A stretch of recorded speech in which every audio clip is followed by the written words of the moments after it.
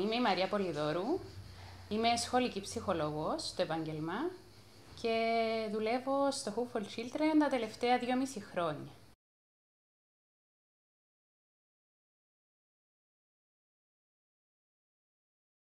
Η αναδοχή είναι μια μορφή εναλλακτικής φροντίδας των παιδιών τα οποία απομακρύνονται από τις βιολογικές τους οικογένειες λόγω δυσκολιών που ενδεχομένως αντιμετωπίζουν και μπαίνουν στο πρόγραμμα της αναδοχής μέχρι ότου οι οικογένειες κριθούν ξανά κατάλληλες να αναλάβουν τη φροντίδα των παιδιών τους. Το πρόγραμμα αναδοχής περιλαμβάνει γονείς οι οποίοι αιτούνται για να γίνουν ανάδοχοι γονείς και περιλαμβάνει και μια διαδικασία αξιολόγησης από επαγγελματίες που είναι στο τμήμα αναδοχής σε συνεργασία φυσικά με τις υπηρεσίες κοινωνικής ευημερίας που είναι και οι κηδεμόνες των παιδιών που μπαίνουν στο πρόγραμμα αναδοχής.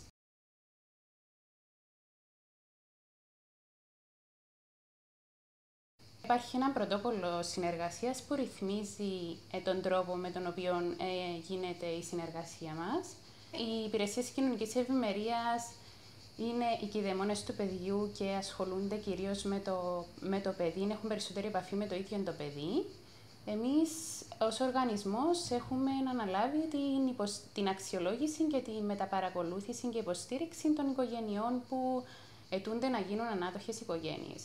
Επομένως, μετά την αξιολόγηση, κάνουμε και κάποιες εκπαιδεύσεις και κάποιες συμβουλευτικές συναντήσεις με τις οικογένειες. Επομένως, εμείς είμαστε στο κομμάτι της υποστήριξης των οικογενειών και οι υπηρεσίες κοινωνικής ευημερίας στο κομμάτι της υποστήριξης των ανήλικων παιδιών. Και συνεργαζόμαστε σε επιτροπές για να δούμε ποιες οικογένειες ταιριάζουν με ποια παιδιά, να κάνουμε ένα συντέριασμα δηλαδή, αλλά και να αποφασίσουμε την πορεία της κάθε αίτησης.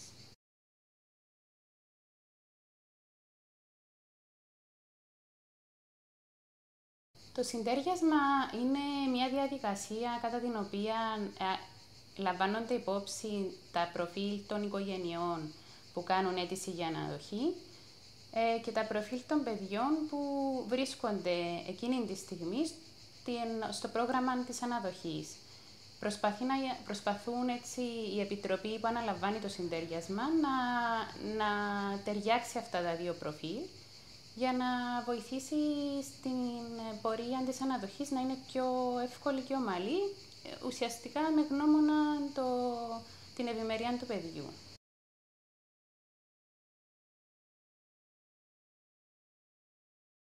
Η στήριξη των ανάδοχων οικογενειών από τους επαγγελματίες θεωρώ ότι είναι σημαντική και μπορεί να συνεισφέρει ούτως ώστε να αντιμετωπιστούν κάποιες δυσκολίες που μπορεί να προκύψουν στην πορεία της αναδοχής. Ουσιαστικά η στήριξη στοχεύει στο να γίνονται εξατομικευμένα προγράμματα υποστήριξης, γιατί κάθε οικογένεια έχει τις δικές της ανάγκες, όπως και κάθε παιδί. Επομένως, η συμβουλευτική που γίνεται είναι εξατομικευμένη.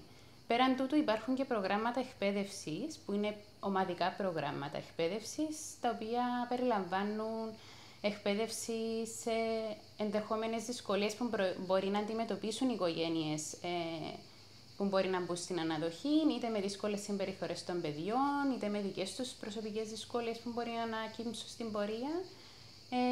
Και επιπλέον υπάρχουν και οι ομάδες αποφόρτισης, που είναι ομάδες ανάδοχων γονέων, οι οποίες συντονίζονται από ψυχολόγο, με σκοπό την αποφόρτιση και την ανταλλαγή ιδεών και εμπειριών, που μπορεί να είναι χρήσιμες για όλη την ομάδα.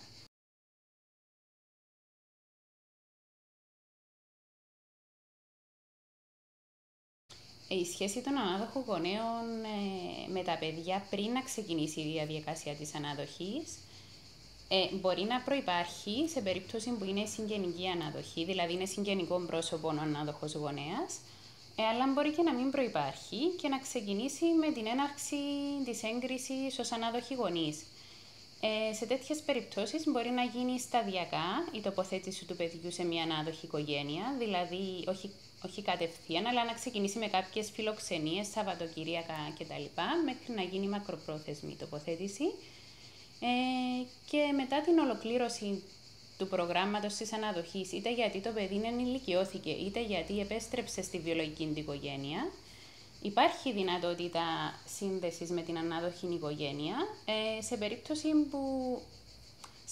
που ενηλικιωθεί ένα παιδί, εναπόκειται και στο ίδιο το παιδί φυσικά θέλει να συνεχίσει να έχει επαφή. Υπάρχουν πάρα πολλές περιπτώσεις που ενηλικιώθηκαν τα παιδιά και εξακολουθούν να έχουν πάρα πολύ συχνή επαφή, ακόμα και να μένουν στα σπίτια ανάδοχων οικογένειων. Και υπάρχουν και περιπτώσεις παιδιών που πανενώθηκαν με τη βιολογική τους οικογένεια, αλλά η βιολογική οικογένεια επέτρεψε να υπάρχουν επικοινωνίες με τους ανάδοχους γονείς.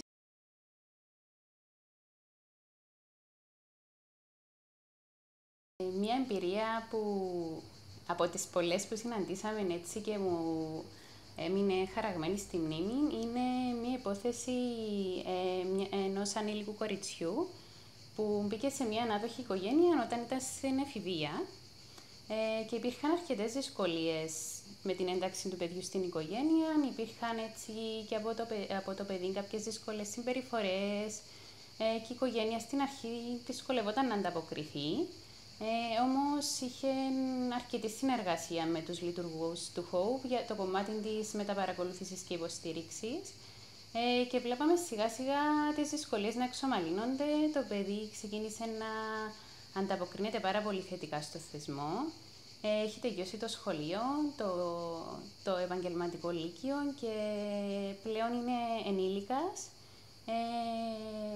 Τώρα προγραμματίζει να ξεκινήσει τις σπουδές. Εξακολουθεί να μένει στο σπίτι της ανάδοχης οικογένειας, η οποία μάλιστα έχει και άλλα ανάδοχα παιδιά, γιατί μετά από αυτήν την τοποθέτηση ακολούθησαν και άλλα παιδιά. Έχει πάρα πολύ καλή σχέση με τα άλλα ανάδοχα παιδιά και γενικά έτσι κυλήσε πάρα πολύ ωραία.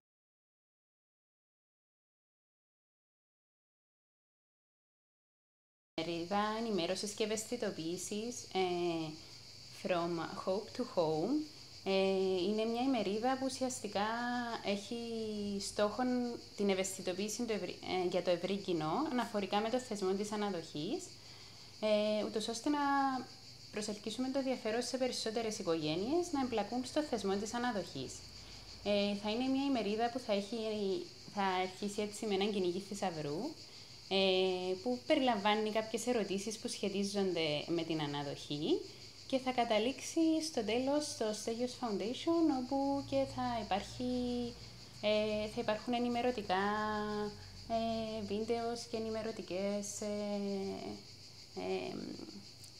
από επαγγελματίες ενημέρωση και περισσότερες πληροφορίες για το θεσμό της αναδοχής. Το πρόγραμμα Ανάδοχων Οικογενειών γίνεται σε συνεργασία με τις Υπηρεσίες Κοινωνικής Ευημερίας και με τη συγχρηματοδότηση του Υφυπουργείου Κοινωνικής Πρόνοιας.